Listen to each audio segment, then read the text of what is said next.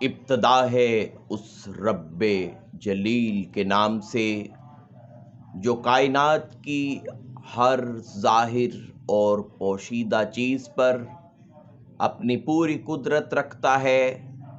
اور ہمارے ظاہر اور باطن سے مکمل طور پہ واقف ہے۔ درود و سلام ہو محمد و آل محمد پر۔ السلام علیکم میرے پیارے ویورز، میں ہوں عامل محمد زبیر۔ الحمدللہ ہمارا چینل ڈیفرنٹ چیزوں پر اور عملیات کے حقائق پر کام کرتا ہے۔ اللہ کا شکر ہے، اللہ کا فضل ہے کہ ہم موسمی ویڈیوز نہیں بناتے، بلکہ وہ چیزیں آپ کے سامنے لانے کی کوشش کرتے ہیں جن میں سے بہت ساری آج تک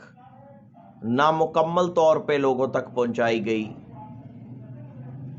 میرا آج کا موضوع ہدیہ کے حوالے سے ہے۔ ہدیہ کیا ہونا چاہیے، کتنا ہونا چاہیے، کب لینا چاہیے، کب نہیں لینا چاہیے، کس طرح لینا چاہیے، کون لوگ لینے کے مستحق ہیں، کون لوگ لینے کے مستحق نہیں ہیں، یہ ساری باتیں آپ کو بتاؤں گا۔ مگر اس سے پہلے اگر آپ کو میرا چینل پسند آئے تو چینل کو سبسکرائب کر لیجئے گا، اور اگر آپ کو یہ ویڈیو پسند آئے تو اسے زیادہ سے زیادہ شیئر کیجئے گا۔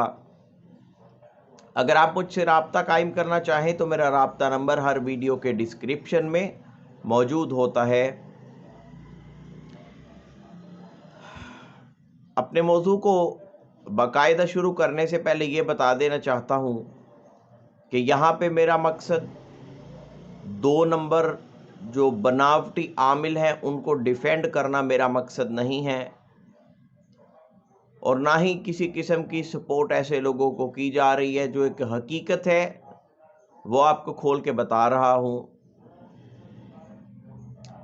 آج کے دور میں یہ لفظ ہدیہ جس طرح سے استعمال کیا جاتا ہے، اس کا استعمال اس کے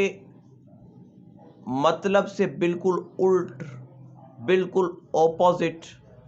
استعمال کیا جا رہا ہے۔ ہدیہ لفظ حب سے نکلا۔ حب یعنی کہ محبت، یعنی کہ اپنی محبت سے،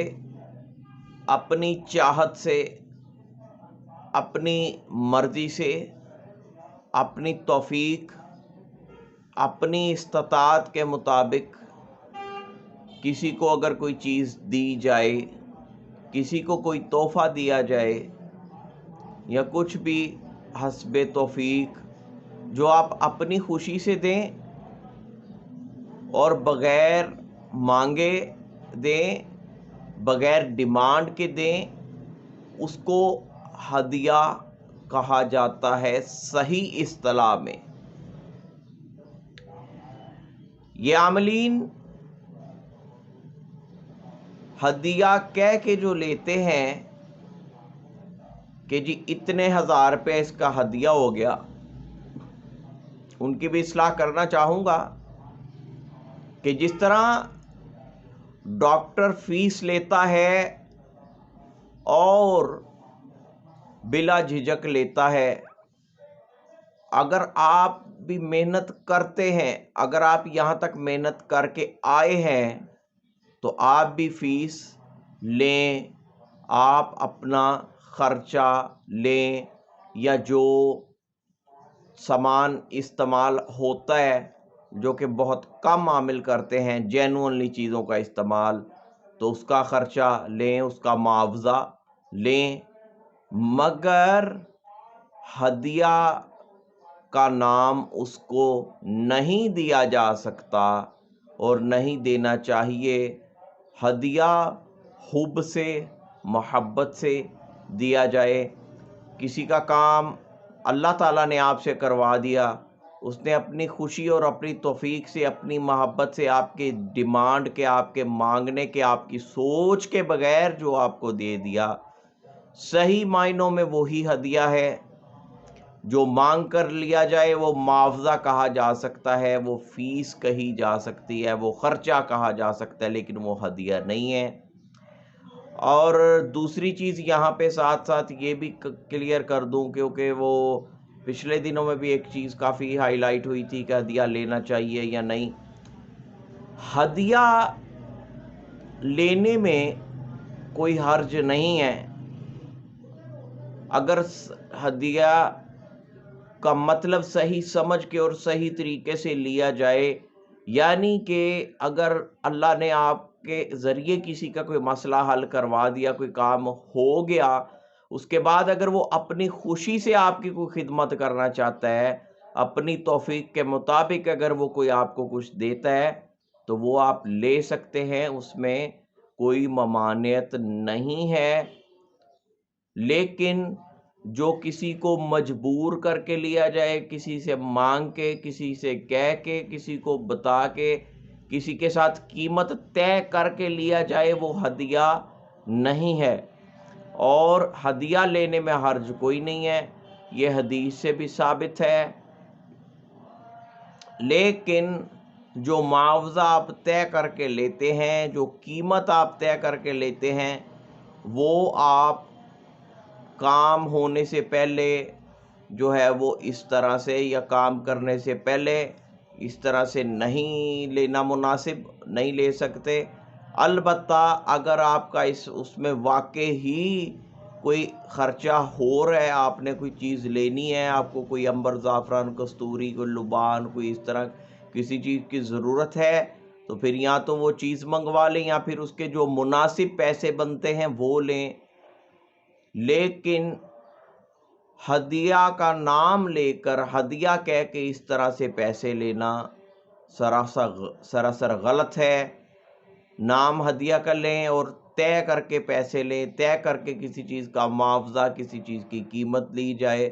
اور پھر اس کے لیے کسی کو تنگ بھی کیا جائے، کسی کو بلیک میل بھی کیا جائے کہ یہ اتنی دیر میں دے دو ورنہ ایسا ہو جائے گا، تو یہ غلط ہے۔ دوسری چیز یہاں پہ یہ بھی واضح کر دوں کہ ایک دوسری فارم ہوتی ہے جو عامل اکثر آپ کو بتاتے ہیں کہ یہ چیز اتنی لے کے آپ تقسیم کر دو، یا یہ چیز اتنی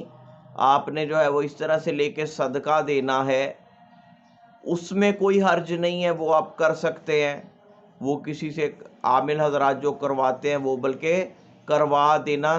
بہتر ہے،